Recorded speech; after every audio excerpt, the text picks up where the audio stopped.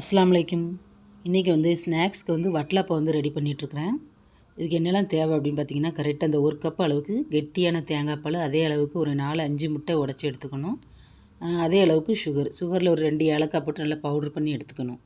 இப்போ இது எல்லாத்தையும் நல்லா சீனி கரைகிற வரைக்கும் நல்லா மிக்ஸ் பண்ணிவிட்டு நல்லா ஒரு பெரிய பாத்திரத்தில் ஊற்றி வச்சிடலாம். நான் இன்றைக்கி கேக் டின்னில் தான் ஊற்றிருக்கேன். அப்போ தான் கட் பண்ணி எடுக்கிறதுக்கு ஈஸியாக வரும் அப்படின்னு. குக்கர்லேயும் வைக்கலாம். நான் இன்றைக்கி இட்லி பாத்திரத்தில் வச்சுருக்கேன். கொஞ்சமாக தண்ணி ஊற்றிட்டு இட்லி தட்டை கவுத்தி போட்டிருக்கேன். அப்போ தான் அந்த வட்டலப்பம் வச்சது அங்கிட்ட இங்கிட்ட கொஞ்சம் ஆடாமல் இருக்கும். இப்போ அடுப்பை சிம்மில் வச்சுட்டு இதை அப்படியே மூடிட்டு ஒரு 45 நிமிஷம் அப்படி வேக வச்சு எடுத்துட்டோம் அப்படின்னா வட்டலப்பம் ரெடி ஆயிரும். எங்கள் வீட்டில் பார்த்திங்கன்னா இந்த வட்டலப்ப மாவில் எல்லாமே மிக்ஸ் பண்ணிவிட்டு அரிசி மாவுக்கு சேர்த்து நல்லா மிக்ஸ் பண்ணுவாங்க. அப்போ தான் கட் பண்ணி எடுக்கும்போது உடையாமல் வரும் அப்படின்னு. அதுலேருந்து நானும் பார்த்திங்கன்னா ஒரு 2-3 தடவை அரிசி மாவு மிக்ஸ் பண்ணி தான் வட்டலப்பம் பண்ணினேன். ஆனால் அந்த டேஸ்ட் அவ்வளோவா பிடிக்கல எனக்கு. ஒரிஜினல் டேஸ்ட்டில் இருக்கணும் அப்படின்னா அரிசி மாவு சேர்க்காமல் பண்ணோம் அப்படின்னா தான் கரெக்டாக இருக்கும். ஒரு 45 நிமிஷம் கழித்து பார்த்திங்கன்னா வட்டலப்பம் சூப்பராக ரெடி ஆயிடுச்சு. கொஞ்சம் சூடாக இருக்கும் போதே நம்ம கரெக்டான பீஸில் கட் பண்ணி வச்சிடணும். ஆறுனதுக்கப்புறமா நல்லா ஃப்ளாட்டாக இருக்கக்கூடிய ஸ்பூன் வச்சு எடுத்தோம் அப்படின்னா நல்லா உடையாமல் வரும்.